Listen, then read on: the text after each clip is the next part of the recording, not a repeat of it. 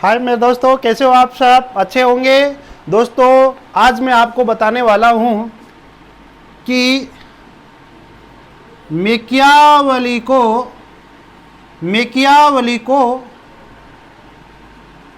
आधुनिक राजनीति का पिता क्यों कहते हैं। प्रोफेसर जॉन्स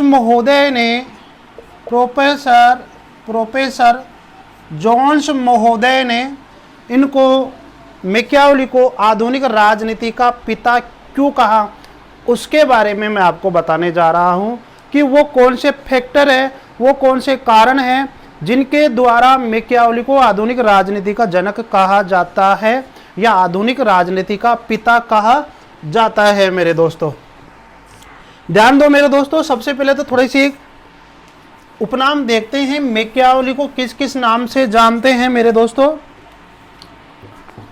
मैकियावेली आधुनिक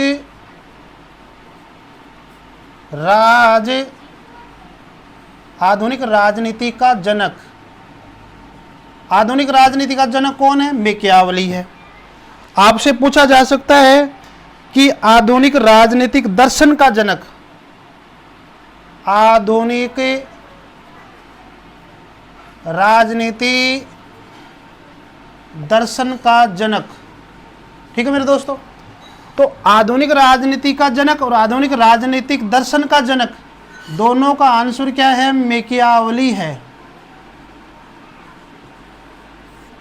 हालांकि मैकियावेली के उपनाम के बारे में मैंने पहले वीडियो के अंदर पहले बता चुका था, लेकिन अगर आपसे इस प्रकार से पूछा जाए कि आधुनिक राजनीति का जनक कौन है? मैकियावेली। और आधुनिक राजनीति दर्शन का जनक कौन है? मैकियावेली, ठीक है मेरे। लेकिन आपसे पूछे कि राजनीति विज्ञान का जनक, राजनीति विज्ञान का जनक, या फिर आपसे पूछा जाए मेरे दोस्तों कि राजनीति शास्त्र का जनक, वो ये आंसर अलग है और ये आंसर अलग है, दोनों क्वेश्चन ही अलग है। यहां पूछ रहा है कि राजनीति विज्ञान का जनक या राजनीति शास्त्र का जनक, तो यहां आ जाएगा आपका आंसर अरस्तु, ठीक है मेरे दोस्तों। ये थोड़ा आप डिफरेंट देख लेना। बहुत सारे मेरे स्टूडेंट, मेरे साथी, मेरे भाई बहन, अगर ये पूछा जाए उनसे कि आधुनिक राजनीति का जनक किसे कहा जाता है, ऑप्शन में मैकियावेली और ऑप्शन में अरस्तु है, तो वो अरस्तु के ऊपर टिक मार के आ जाते हैं, क्योंकि उनके दिल दिमाग में यही है कि राजनीति विज्ञान का जनक तो कहना अरस्तु है। लेकिन क्वेश्चन क्या है कि आधुनिक राजनीति का जनक, आधुनिक राजनीति का जनक, राजनीति विज्ञान का जनक नहीं पूछ रहा है। ये आप थोड़ा सा डिफरेंट कर, स्क्रीनशॉट ले लीजिए आप दोस्तों। तो मैं आपको ये बताने वाला हूं इस वीडियो के अंदर कि इसे आधुनिक राजनीति का जनक, आधुनिक राजनीतिक दर्शन का जनक, या फिर प्रोफेसर जॉन्स ने इन्हें आधुनिक राजनीति का पिता क्यों कहा था, ठीक है मेरे दोस्तों। इनके बारे में का मैं डायरेक्ट स्पीच देने के बजाय मैं एक पंक्ति लिख देता हूं ताकि आपके फटाफट समझ में आ जाए मेरे दोस्तों। तो दोस्तों आगे ये चर्चा करते हैं कि मैकियावेली को आधुनिक युग का पिता क्यों कहा जाता है। इसको स्पष्ट रूप से समझाने वाले हमारे डनिंग महोदय हैं। डनिंग महोदय ने क्या कहा था, ठीक है, मैंने डायरेक्ट वीडियो को कट करके बता रहा हूं दोस्तों ताकि टाइम बच जाए अपना। डनिंग ने क्या कहा था कि मध्य युग व आधुनिक युग को संबंध विच्छेद करने वाला, मध्य युग व आधुनिक युग का संबंध विच्छेद करने वाला प्रथम विचारक है। कौन भाई? प्रथम विचारक कौन है? मैकियावेली। कौन है? मैकियावेली। दोबारा से सुन लीजिए मेरे दोस्तों, डनिंग क्या कह रहा है कि मध्य युग व आधुनिक युग का संबंध विच्छेद करने वाला प्रथम विचारक है। कौन? मैकियावेली है। ये आप ध्यान रखेंगे। मैकियावेली को, इसी परिभाषा को, इसी कथन को इस तरह से भी लिखा जा सकता है, अपने पेपर में छप के आ सकता है कि यह कहना सही है कि मैकियावेली मध्य युग को समाप्त तथा आधुनिक युग का प्रारंभ करता है। मेरे दोस्तों ये देखिए, ये यहाँ पर मैकियावेली है, आप थोड़ा सा इस तरह से याद कर लेना। मेक्यावली क्या, इधर क्या है, मध्य युग है, मध्य युग, इधर क्या है, आधुनिक युग है। तो मध्य युग को समाप्त करके आधुनिक युग में प्रवेश करने वाला जो एकमात्र विचारक जिसको माना जाता है वो कौन है मेरे दोस्तों, मेकियावली है। और ये बात कौन स्पष्ट करना चाहता है, डनिंग। ठीक है मेरे दोस्तों, तो इसी कारण कि वह मध्य युग को समाप्त करके, यानी मध्य युग संबंधी जो भी विचार है, जो धारणाएं थी, उसको खत्म करके, उनका खंडन करके नवीन विचारधाराएं दी। इसलिए हम ये कह सकते हैं कि मेकियावली मध्य युग को, मध्य युग की बातों को, मान्यताओं को, परंपराओं को, ठीक है, 8 नंबर चीजों को खत्म करके, खंडन करके नवीन विचारधाराएं दी। और उन्हीं नवीन विचारधाराओं को हम क्या कहेंगे, आधुनिक युग की संज्ञा देते हैं। इसलिए प्रोफेसर जोन्स या अपन ये कह सकते हैं W.T. जोन्स ने मेकियावली को आधुनिक युग का पिता कहा था।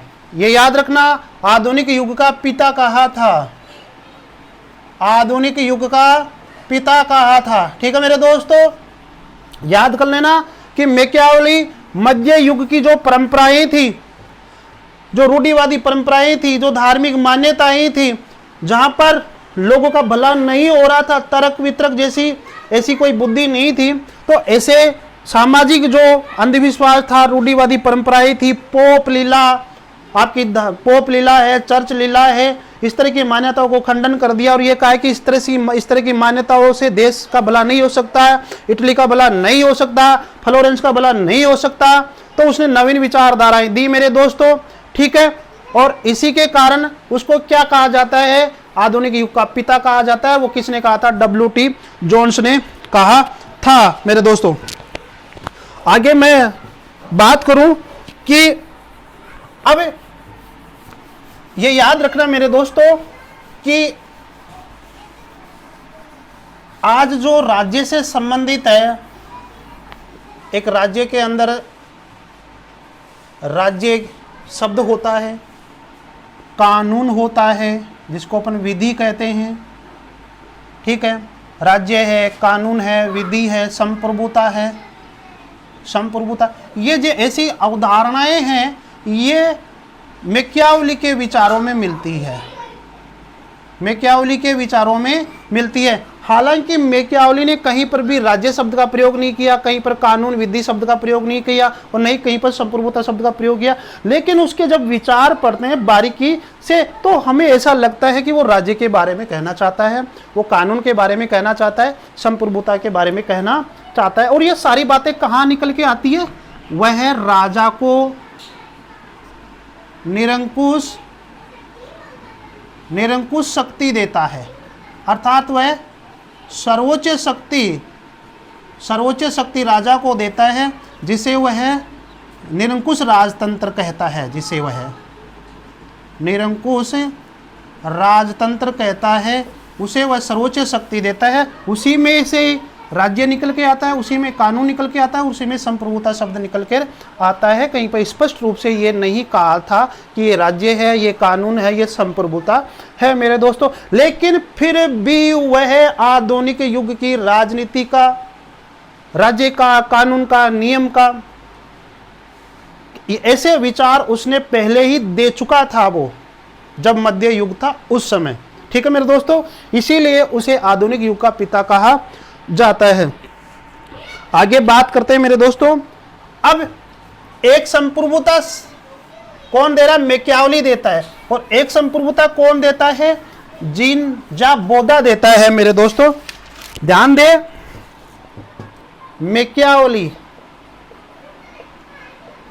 मेकियावली का समय कौन सा है आपका, 1469 से लेकर 1527 का समय। और आपका जीन बोधा का समय कौन सा है, 1530 से लेकर 1596 का, 1596 का समय। तो पहले कौन इस धरती पे आया मेरे दोस्तों? तो मैकियावली आता है, जीन बोधा बाद में आता है, 50 साल बाद में कम से कम। देख लीजिए 1469 में आया, ये 1530 में आया, तो 40 और 30 70 साल बाद में जीन बोधा आता है। लेकिन कहा जाता है कि इसने राजा को जो सर्वोच्च शक्ति दी, राजा को सर्वोच्च शक्ति दी जो मैकियावली के अंदर, मैकियावली ने उसमें संप्रभुता शब्द छिपा हुआ था, संप्रभुता शब्द छिपा हुआ था। लेकिन जीन बोधा ने तो स्पेशल रूप से पर्टिकुलर से संप्रभुता शब्द दिया। कह सकते हैं कि संप्रभुता शब्द का प्रयोग ही सबसे पहले किसने किया? जीन बोधा ने किया था। ठीक है, जीन बोधा ने सबसे पहले संप्रभुता शब्द का प्रयोग किया था। और अब ध्यान दो, संप्रभुता, अब यहां पर ये मैकियावली की जो संप्रभुता है, उस संप्रभुता के अंदर क्या है कि धर्म, नैतिकता और नैतिकता को राजनीति से अलग किया अपनी संप्रभुता के अंदर। ठीक है, धर्म व नैतिकता को राजनीति से अलग किया है। लेकिन जीन बोधा ने भी क्या किया अपनी संप्रभुता के अंदर कि राज्य को वह परिवार, अन्य संस्थाएं, जो परिवार जैसी जो अन्य संस्थाएं हैं उनको अलग करता है वह। राज्य को वह अन्य परिवार जैसी संस्थाएं होती है उनको। ध्यान दो दोस्तों कि जीन बोधा ने भी राज्य को अन्य परिवार शब्द का प्रयोग किया है। जीन बोधा ने कि राज्य को अन्य परिवार जैसी संस्थाओं से अलग किया है। यहाँ परिवार का मतलब ये समझे आप कि राज्य के अंदर और बहुत सारी संस्थाएं होती है, धार्मिक संस्थाएं होती है, सांस्कृतिक संस्थाएं होती है। ठीक है, और इस तरह की जो संस्थाओं से राज्य को उसने क्या किया है? बिल्कुल अलग कर दिया। तो ध्यान दो, यहाँ मैकियावली ने भी अपनी संप्रभुता के अंदर धर्म और नैतिकता को राजनीति से अलग किया। और यहाँ पर भी उसने राज्य को, राज्य का मतलब राजनीति हो गया मेरे दोस्तों। ठीक है, तो राज्य को अन्य परिवार जैसी संस्थाएं अर्थात अन्य धार्मिक, सांस्कृतिक, इस तरह की जो संस्थाएं थी उनको अलग कर किया अपनी संप्रभुता के अंदर। ठीक है, हम ये कह सकते हैं कि स्पष्ट रूप से संप्रभुता की परिभाषा देने वाला कौन था? जीन बोधा था। लेकिन फिर भी संप्रभुता, फिर भी हम मैकियावली को आधुनिक राजनीति का पिता कहते हैं, जनक कहते हैं। प्रोफेसर जोन्स ने उन्हें आधुनिक राजनीति का पिता कहा, क्योंकि मैकियावली जीन बोधा से पहले ही उसने मध्य युग की विचारधारा का खंडन कर दिया। बिल्कुल पूरी तरह से उसने मध्य युग की विचारधारा, मान्यताओं को, प्रथाओं को, रीति रिवाज को बिल्कुल पूरी तरह से खंडन कर दिया, बिल्कुल समाप्त कर दिया और अपनी एक नवीन विचारधारा दी। राज्य से संबंधित, संप्रभुता से संबंधित, कानून से संबंधित, देश दुनिया का भला कैसे हो उससे संबंधित नवीन विचारधाराएं दी। तो इसका मतलब ये हो गया कि उसने मध्य युग के अंदर वो पैदा होता है, मध्य युग की विचारधारा को खंडन करता है और लास्ट में देखा जाए तो उसकी मृत्यु उनके विचारों के अकॉर्डिंग कहाँ होती है? आधुनिक युग के अंदर। ठीक है, तो वह हम ये कह सकते हैं कि वह मध्य युग की विचारधाराओं का खंडन करके वह कौन सी विचारधारा में पहुंच गया? आधुनिक युग की विचारधाराओं में पहुंच गया। इसीलिए प्रोफेसर जोन्स इसको आधुनिक राजनीति का पिता कहते हैं, मैकियावली को। लेकिन स्पष्ट रूप से संप्रभुता की परिभाषा देने वाला कौन था? जीन बोधा। लेकिन जीन बोधा को आधुनिक राजनीति का जनक क्यों नहीं कहा जाता है? क्वेश्चन ये है कि जीन बोधा को उसने संप्रभुता जैसी परिभाषा बताई और एक स्पष्ट संप्रभुता जिसको कहें अपन, संप्रभुता शब्द का सबसे पहले प्रयोग किया जीन बोधा ने। लेकिन उसको आधुनिक राजनीति का जनक क्यों नहीं कहा जाता है? तो उसके बारे में हम ये कह सकते हैं कि जहां मैकियावली ने उससे पहले जन्म लेकर वह अपने मध्य मध्यकालीन विचारधारा का खंडन कर दिया और नवीन विचारधारा प्रतिपादित कर दी मेरे दोस्तों, प्रतिपादित कर दी। लेकिन बोधा जिसने संप्रभुता शब्द का प्रयोग सबसे पहले किया, वह व्यक्ति मैकियावेली से भी अच्छी तरह से संप्रभुता के बारे में बताया, लेकिन उसके दिल दिमाग में उसकी फिलोसफी क्या हुई, उसकी फिलोसफी मध्यकालीन ही रही। अपने विचारों को, अपने राजनीतिक चिंतन को वह मध्यकालीन विचारों से बाहर नहीं निकाल सका। इसीलिए जीन बोधा आधुनिक राजनीति का जनक नहीं माना जाता है। लेकिन आज जो वर्तमान में जो संप्रभुता है दुनिया के तमाम देशों के अंदर, जो राष्ट्र राज्य है उनके अंदर जो संप्रभुता है, और जो संप्रभुता वर्तमान में है वह इसी की है, जीन बोधा की है। लेकिन वह उस समय अपने विचारों को मध्यकाल से दूर नहीं कर सका। उसके ऊपर मध्यकालीन विचारधाराएं, आडंबर परंपराएं हावी रही थी। हालांकि उसने संप्रभुता के बारे में बता दिया था, लेकिन वह मध्ययुगीन कालीन विचारधाराओं में ही खोया रहा। आधुनिक युग नवीन विचारधाराएं उसने नहीं दी। इसलिए जीन बोधा जो है उसको आधुनिक राजनीति का जनक नहीं माना जाता है, आधुनिक राजनीति का पिता नहीं माना जाता है। तो पिता किसे माना जाता है? वो माना जाता है मैकियावेली को। किसको माना जाता है मेरे दोस्तों? मैकियावेली को माना जाता है। याद रखना मेरे दोस्तों, मैं बोधा के अकॉर्डिंग आपको, दोस्तों आपने देखा कि मैकियावेली को आधुनिक राजनीति का पिता कहा जाता है, आधुनिक राजनीति का जनक कहा जाता है। प्रोफेसर जोन्स ने उन्हें आधुनिक राजनीति का पिता कहा। क्यों कहा? क्योंकि उसने मैकियावेली आधुनिक राजनीति का पिता क्यों कहा? क्योंकि उसने मध्यकालीन विचारधाराओं का बिल्कुल पूरी तरह से नकार दिया, खंडन कर दिया, और उसके बाद में वह नवीन विचारधाराएं दी। और नवीन विचारधाराएं कैसी थी? आधुनिक युग जैसी वो नवीन विचारधाराएं थी। लेकिन जहां जीन बोधा की बात करें, उसने भी संप्रभुता शब्द का प्रयोग किया, और स्पष्ट रूप से संप्रभुता शब्द का प्रयोग करने वाला कौन था? जीन बोधा ही था। लेकिन फिर भी वह आधुनिक राजनीति का जनक नहीं माना जाता है।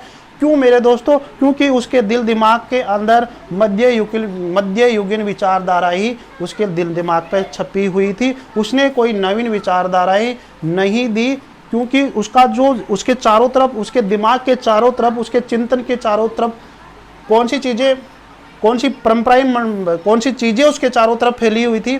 क्योंकि वह मध्ययुगीन काल की मान्यताओं, परंपराओं के बारे में उसने ज़्यादा सोचा। उसने नवीन विचारधाराएं नहीं दी। नवीन विचारधाराएं दी एक केवल संप्रभुता, लेकिन फिर भी वह अपनी फिलोसफी को, अपने चिंतन को मध्यकालीन समय से आधुनिक समय में नहीं ला सका, अपने विचारों को। इसलिए उसको, जीन बोधा को आधुनिक राजनीति का जनक नहीं कहा जाता है मेरे दोस्तों। तो जीन बोधा ने जो संप्रभुता की जो परिभाषाएं दी वो क्या है मेरे दोस्तों? देखो, प्रभुसत्ता नागरिकों और प्रजाजनों पर प्रयुक्त की जाने वाली वह सर्वोच्च शक्ति है जो कानून द्वारा नियंत्रित नहीं होती है, अर्थात कानून के बंधन से मुक्त है।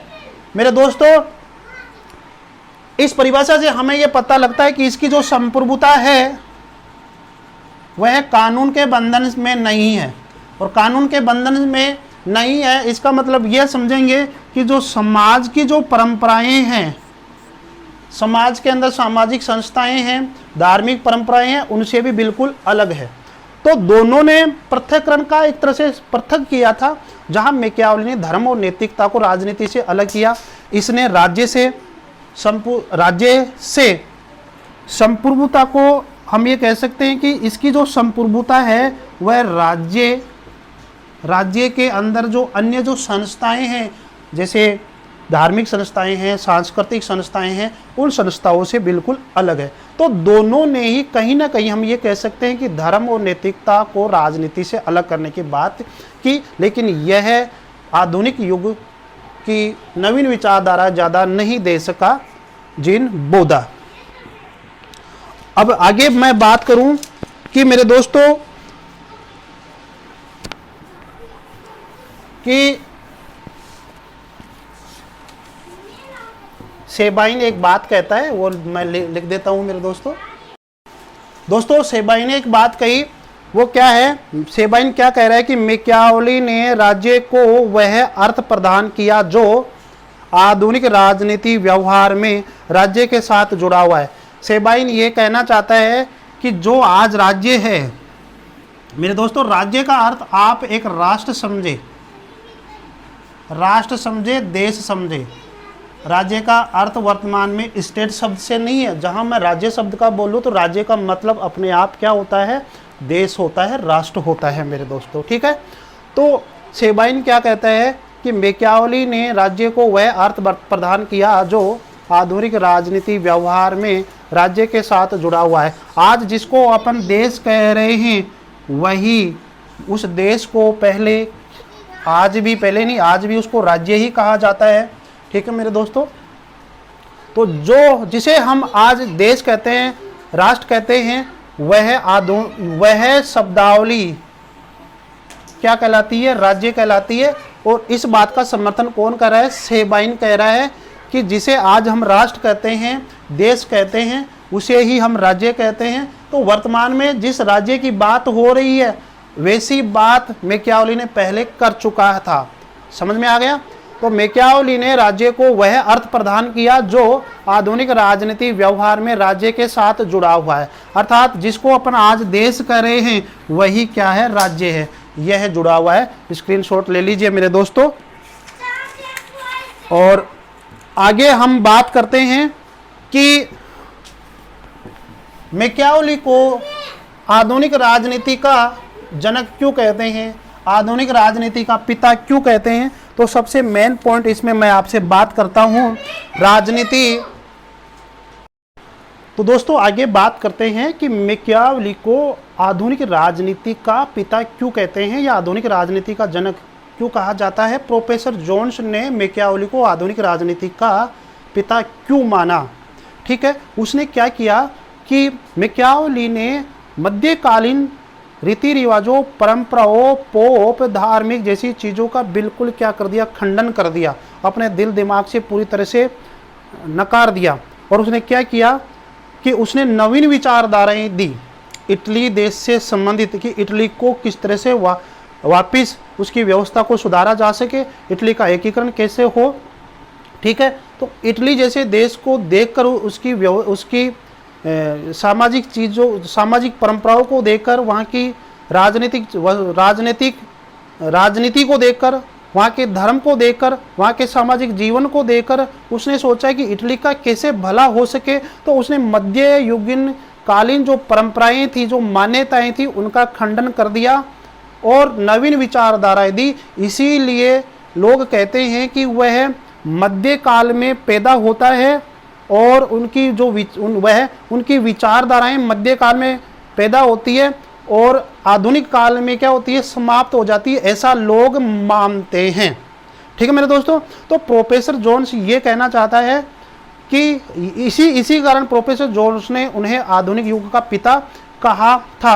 और जो डनिंग ने क्या कहा था कि मैकियावेली एकमात्र ऐसा विचारक है जो अपने आप को मध्यकालीन विचारधाराओं से, मान्यताओं से पूरी तरह से आधुनिक युग की मान्यताओं, विचारधाराओं में ला खड़ा कर दिया अपने आप को। अर्थात वह मध्यकालीन विचारधाराओं का पूरा तरह से खंडन कर दिया और नवीन विचारधाराएं दी जो कि आधुनिक युग में प्रासंगिक है मेरे दोस्तों।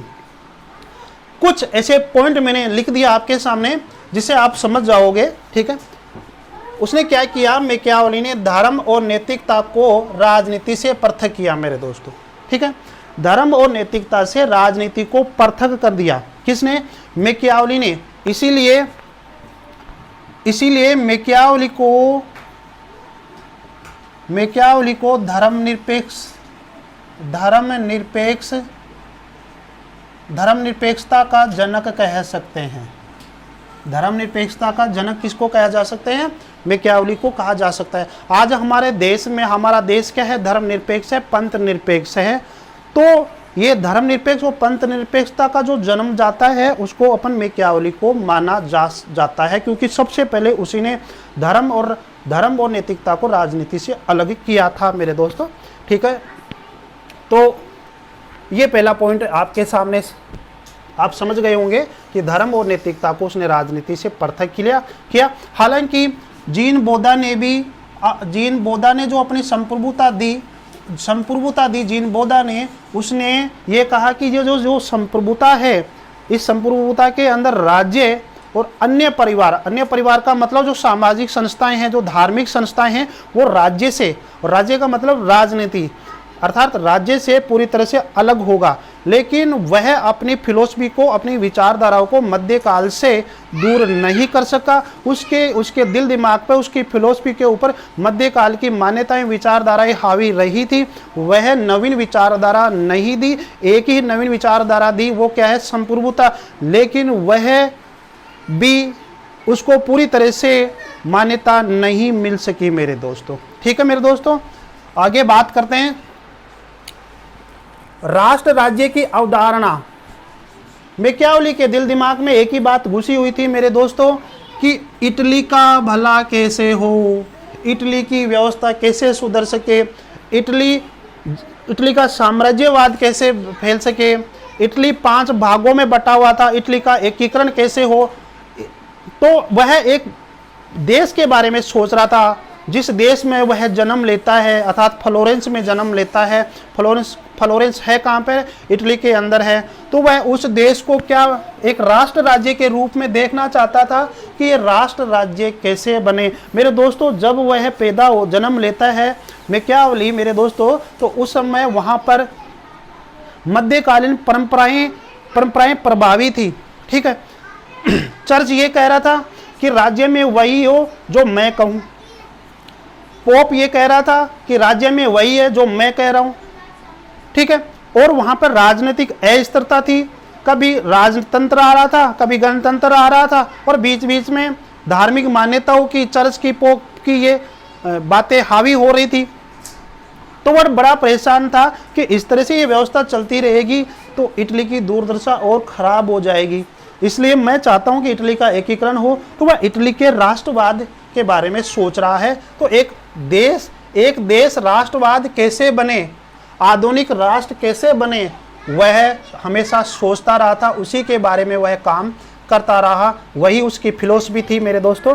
तो राष्ट्र राज्य की अवधारणा अर्थात वह इटली के बारे में बोला था। यह भी आपसे पूछा जा सकता है कि मैकियावेली की राष्ट्र राज्य की अवधारणा का संबंध किस देश से है। आपके सामने आ सकता है इटली, एथेंस, ब्रिटेन, फ्रांस। तो इटली आंसर देना आप। ठीक है, यथार्थवादी, वह यथार्थवादी था। वह मतलब एक तरह से जो प्रत्यक्ष है, प्रत्यक्ष को प्रमाण की जरूरत नहीं होती है, जो चीज प्रत्यक्ष है वह यथार्थवाद है। जो चीज है ही नहीं उसके बारे में बोलना है कि वह ऐसा था, वह ऐसा था, तो तभी तो उसने ये चर्च, पोप, धार्मिक मान्यताएं जो हावी थी समाज के ऊपर। कई लोग धार्मिक मान्यताओं के अंदर अपना तो भला कर रहे थे लेकिन दूसरे का नुकसान कर रहे थे। ऐसी चीजों का, ऐसी पोप लीलाओं का, ऐसी धार्मिक लीलाओं का उसने खंडन किया। ठीक है, और ये कहा कि ऐसी चीजों से, ऐसी मान्यताओं से देश दुनिया का भला नहीं हो सकता, इटली का भला नहीं हो सकता है, तभी इसको यथार्थवादी कहा। और ध्यान दो मेरे दोस्तों, मैकियावेली न कोई वह सुधारवादी था, मैकियावेली न कोई दार्शनिक था, वह क्या था? यथार्थवादी था और कूटनीतिक व्यक्ति था कि देश दुनिया का अर्थात इटली का भला कैसे हो सके, वह कूटनीति उसने अपनाई। और कूटनीति के अंदर उसने ये कहा कि इटली का भला हो, एक इटली जैसे राज्य का भला हो, इटली का एकीकरण कैसे हो, उसमें राष्ट्रवाद कैसे आए, इटली की व्यवस्था कैसे सुधरे। इसलिए वह राजा को निरंकुश शक्ति प्रदान करता है कि राजा जो कुछ करेगा वो जनता की भलाई के लिए करेगा। इसका मतलब ये हुआ कि राजा का हित, राज्य का हित, वह राजा के हित को और राज्य के हित को एक ही मानता है मेरे दोस्तों, ठीक है। इसीलिए राजा को वह निरंकुश शक्ति देता है। आप समझ गए होंगे कि कूटनीति क्या है, कि साम दाम दंड भेद, जितनी भी नीतियां है साम दाम दंड भेद आदि के द्वारा वह राज्य का भला करे, ठीक है। यही उसकी फिलोसफी थी मैकियावेली का, ठीक है। आगे बात करते हैं कि मध्ययुगीन विचारधारा का प्रहार कर दिया। ये तो बार बार बात आ ही रही है। मैकियावेली अपने समय मध्य युग की जो भी विचारधाराएं थी, चाहे वह धार्मिक हो, चाहे वह कोई पोप की हो, चाहे वह चर्च की हो, ठीक है, उन सभी परंपराओं को क्या कर दिया, खंडन कर दिया और नवीन विचारधाराएं दी। और नवीन विचारधारा का मतलब जो आधुनिक युग में के अंदर जो विचारधाराएं चल रही है वो विचारधाराएं उसने मध्यकाल में ही दे दी थी मेरे दोस्तों। तो हम ये कह सकते हैं कि वह मध्य युग की जो विचारधाराएं थी उसको क्या कर दिया, खंडन कर दिया, प्रहार कर दिया और नवीन विचारधाराएं दी, नवीन विचारधाराएं दी, जिन्हें अपन क्या कह सकते हैं कि वह विचारधारा आधुनिक युग में क्या है, प्रासंगिक है मेरे दोस्तों, आधुनिक युग में प्रासंगिक है। आगे बात करते हैं राजनीतिक चिंतन में वैज्ञानिक आधार, यानी कि जो भी उसने विचारधाराएं दी, जो भी उसने नवीन विचारधाराएं दी, पहले वह सोचता रहा, मध्ययुगीन विचारधाराओं के बारे में सोचता, लेकिन उनका भी वो वैज्ञानिक अध्ययन किया, सिस्टमेटिक तरीके से उसको बताया। बाद में उसने आधुनिक यानी कि नवीन विचारधाराएं दी, उनका भी वह वैज्ञानिक तरीके से वह अपना विचार प्रस्तुत करता है।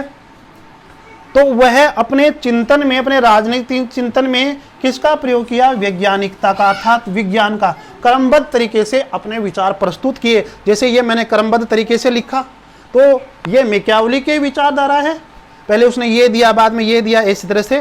तो उसने अपने विचारों को, अपने राजनीतिक विचारों को, अपनी फिलोसफी को भी क्रमबद्ध तरीके से प्रस्तुत करता है। तो वह है राजनीतिक चिंतन में वैज्ञानिक आधार दिया। इसलिए केटलिन क्या कहता है कि मैकियावेली प्रथम राजनीतिक वैज्ञानिक था। केटलिन जो विद्वान था तो वो कहता है कि मैकियावेली प्रथम राजनीतिक वैज्ञानिक था। स्क्रीनशॉट ले लीजिए मेरे दोस्तों, काम की चीज है, ले लिया होगा। अब वो अवसरवादी और बहुरूपिया, वह राजा को क्या कहता है मैकियावेली कि राजा को अवसरवादी होना चाहिए, बहुरूपिया होना चाहिए, ठीक है। और मैं ये भी लिख सकता हूं कि राजा को शेर व लोमड़ी जैसी बुद्धि रखनी चाहिए, शेर व लोमड़ी जैसी बुद्धि रखनी चाहिए राजा को। जब वह भ्रष्ट और दुष्ट लोगों से बचने के लिए, तो उसमें कैसा होना चाहिए, लोमड़ी जैसी चातुर्य होना चाहिए। और अगर दुष्ट लोग ज़्यादा हावी हो जाते हैं तो शेर जैसा निर्दय होना चाहिए, उनको भय दिखाने वाला भी होना चाहिए। तो राजा को वो कहता है कि लोमड़ी और शेर जैसी उसमें बुद्धि होनी चाहिए, चालाकी होनी चाहिए, ठीक है, दोनों गुण होने चाहिए शेर और लोमड़ी जैसा, तभी वह एक अच्छी तरह से राजा का जो कर्तव्य है उसका पालन कर सकता है और समाज का भला कर सकता है, इटली देश का भला कर सकता है। और वो ये भी कहता है कि यदि देश का भला करना है, यदि इटली का भला करना है और यदि राजा को बहुरूपीय बनना पड़े, इटली का भला करने के लिए, राज्य का भला करने के लिए राजा को यदि बहुरूपिया बनना पड़े या अवसरवादी बनना पड़े तो वह भी बन सकता है। कई बार क्या होता है कि किसी के प्रति अपन क्या कि अच्छे होते हैं, लेकिन जब विपरीत परिस्थितियां होती है तो कभी कभी हमारे को बुरा भी बनना पड़ता है, क्योंकि परिस्थितियों को सुधारने के लिए। तो मैकियावेली क्या कहता है कि राजा के सामने, राजा को ऐसा लगे कि उसकी प्रजा में, उसके राज्य के अंदर कहीं गलत चीज हो रही है, अब मैं उस गलत चीज को दूर करने के लिए मैं अहिंसा का प्रयोग करूं तो वो मेरे लिए सही है, अर्थात राजा के लिए सही है। हत्या का प्रयोग करिए, हत्या, अहिंसा, नैतिक अनैतिक इनका प्रयोग करता है, और फिर यदि राज्य का भला हो रहा है, देश का भला हो रहा है, इटली का भला हो रहा है, तो राजा के लिए यह गलत नहीं है मेरे दोस्तों। तो वह अवसरवादी होना चाहिए, बहुरूपियावादी होना चाहिए, अर्थात उसको रूप बदल देना चाहिए। कब? जब उसको ऐसा लगे कि समाज मेरे रूप से या मेरे इस विचारों से या मेरे इस कानून से समाज का भला हो सकता है, तो मैं बहुरूपिया बन सकता हूँ। अवसरवादी होना चाहिए कि किस समय किस तरह से प्रजा की सेवा करे, वह अवसरवादी उसको इस तरह से बनना चाहिए मेरे दोस्तों।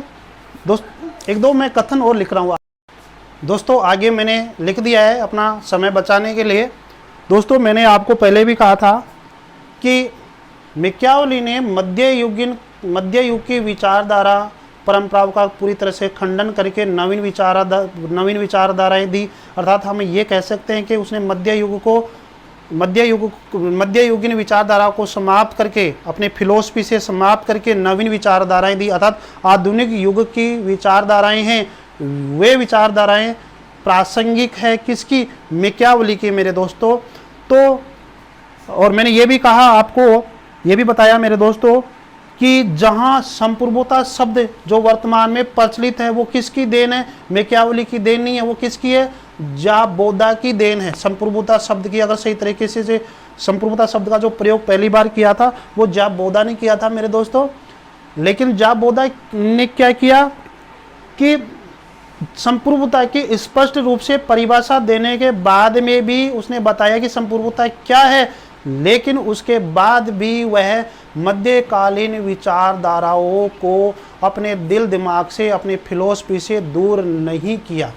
हालांकि उसने नवीन विचारधाराएं दी, लेकिन वह मध्यकालीन विचारधाराओं से दूर, मध्यकालीन मान्यताओं से वह दूर नहीं जा सका। उसके दिल दिमाग के ऊपर मध्यकालीन विचारधारा ही हावी रही थी। इसीलिए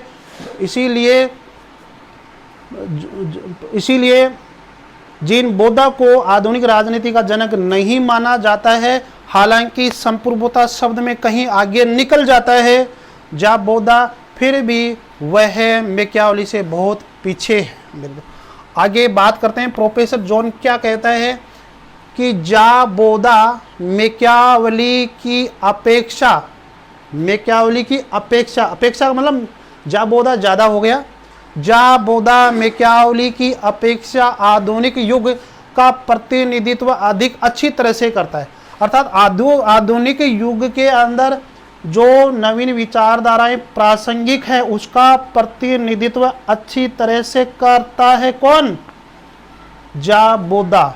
ये बात कौन? प्रोफेसर जोन्स कह रहा है। लेकिन करता तो है लेकिन हुआ क्या? क्योंकि वह अपनी फिलोसफी को मध्यकालीन विचारधाराओं से दूर नहीं कर सका, इसलिए वो पीछे रह जाता है। केवल इसलिए कि जहां मैकियावेली आधुनिक युग के भवन तक पहुंच गया, आधुनिक युग के भवन तक मैकियावेली पहुंच गया था, वहां बोधा अभी उसकी देहली पर खड़ा हुआ है। मेरे दोस्तों, नवीन विचारधाराएं तो दी, वो आधुनिक युग तक, आधुनिक युग की प्रतिनिधित्व के रूप में उसकी विचारधाराएं है, प्रतिनिधित्व करती है, प्रासंगिक है, लेकिन वह उसकी विचारधाराओं को मान्यता नहीं दी गई, क्योंकि जाबोदा मध्यकालीन विचारधाराओं में ही खोया हुआ था, जबकि मैकियावेली मध्यकालीन विचारधाराओं को खंडन करके नवीन विचारधाराएं दी। अर्थात आधुनिक युग में जैसी विचारधाराएं हैं, चाहे वह राज्य से संबंधित हो, चाहे वो संप्रभुता से संबंधित हो, चाहे वो कानून से संबंधित हो, और एक राजा को या एक सरकार को किस तरह से कानून बनाकर प्रजा की सेवा करे, चाहे वो विचारधारा हो, वो ज़्यादा प्रासंगिक किसकी है? मैकियावेली की है, न कि जाबोदा की। इसलिए प्रोफेसर जोन्स ने मैकियावेली को आधुनिक राजनीति का पिता कहा था मेरे दोस्तों। तो आप समझ गए होंगे मेरे दोस्तों कि प्रोफेसर जोन्स महोदय ने मैकियावेली को आधुनिक राजनीति का पिता क्यों कहा था। आप एक ही चीज़ याद रखिए मेरे दोस्तों कि जैसे डनिंग ने कहा था कि मैकियावेली आधुनिक राजनीति मध्यकालीन युग व आधुनिक युग को संबंध विच्छेद करने वाला प्रथम विचारक है। तो आप समझ गए होंगे कि मैकियावेली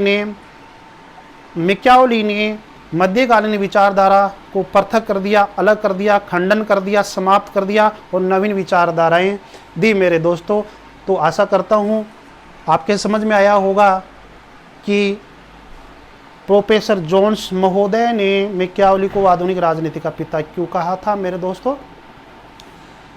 दोस्तों मस्त रहो, खुश रहो, जहाँ रहो मस्त रहो, पढ़ो लिखो, लेकिन राजश्री एजुकेशन जो चैनल है उसको आपको सब्सक्राइब कर देना है मेरे दोस्तों। थैंक्स।